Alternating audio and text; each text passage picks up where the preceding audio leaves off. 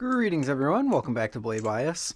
I have long been fairly outspoken about my problems with the Vulp. Now, I don't believe that it's a bad beginner ballad song by any means. Anyone who gets it will still have a quality experience, much higher quality than the experience of similarly priced ballad songs from just a few short years ago. But the Vulp definitely has issues, long since upgraded by the Teflon Vulp, and a ballad song that I think has just been outperformed by pretty much everything else in its price category at this point. But today, this package, coming from the land of Seeth Designs, aims to fix that. I have here a set of Reblades for the Vulp that you can pick up for $19.95, I think, for the trainer, and $39.95 for the live blade. So, without further ado, let's get this bad boy open, shall we? So, Seeth was pretty clear with me that in this package, it's pretty representative of everything that you are going to get as a customer if you actually pick this up. You can see here that we have a few cards that give you the actual specs that you'll have to tune your bushings to get a good tolerances on whatever blade that you picked up. This is the Dow Reblade. There's a trainer, there's a false live blade. Whichever one you pick up, he actually includes some measurements in the box for you, which I think is super, super cool. And actually, before we open up that other package, let's open up this one. Everything is securely kept.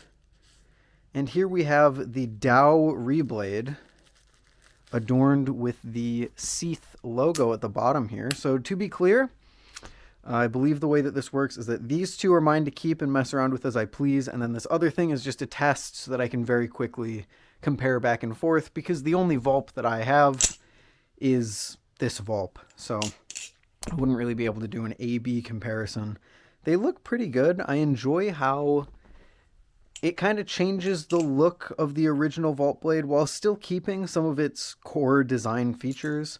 The two long cutouts going through, the large tip, and, you know, the kind of swooshy nature of it, but really changes it up in a fairly interesting way. But what I'm more interested in seeing is how this change up, how this Reblade is going to affect the overall flipping performance. Can I get this out without further ripping this?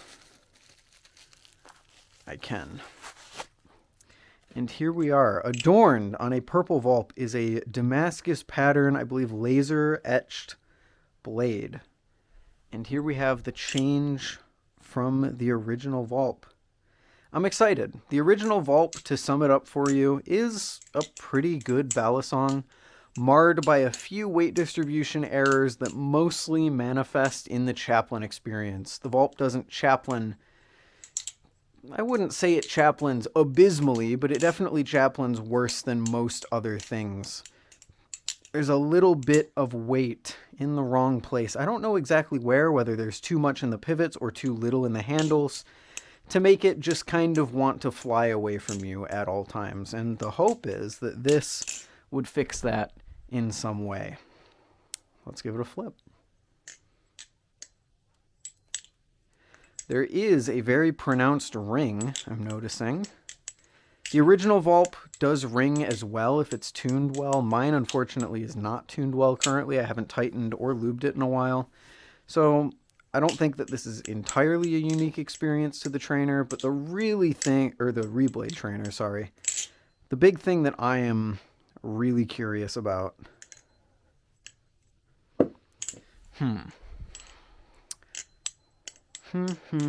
Oh, by the way, while I still have you earlier on in the video, happy Thanksgiving to everyone who celebrates. I'm going to be taking a day or two off, so little bit of a break in uploads, but we'll be back afterwards. I hope you enjoy your holiday.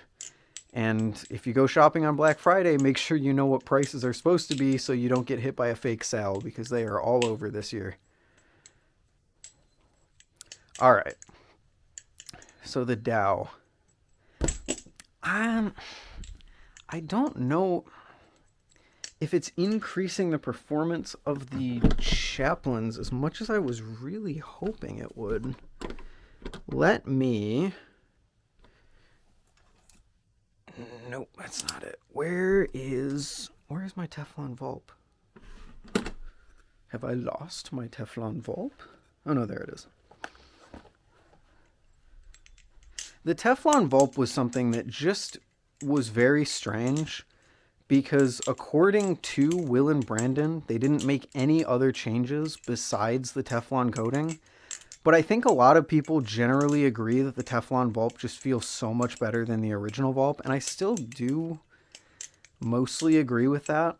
For some reason, the chaplain experience on this is just vastly improved, and I can chaplain it pretty quickly. So the chaplain performance is definitely improved on the Dow Reblade, but I don't think it sticks nearly as much as I'd really want it to. As much as some other blades, as much as some other trainers kind of in this same price point do, things like the Cheese or especially the Kite AL. What I will say is it definitely smooths out the fans a little bit. Fans definitely feel a little less shaky, so like the distribution is a tiny bit better. It definitely does chaplain better, but there is still kind of that Vulp. Oh, that sucks. There is kind of that Vulp slipperiness with the chaplains, that Vulp kind of tendency to want to fly away. I'm not noticing that it's gone per se.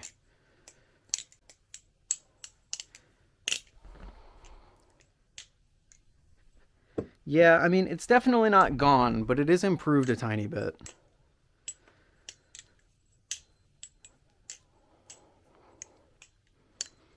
So does this fix the Vulp? Well, that's a question that I'm going to have to get back to you on in the follow-up video that I do on this thing, because I'm going to flip this thing for a little bit and get my true long-term thoughts on it.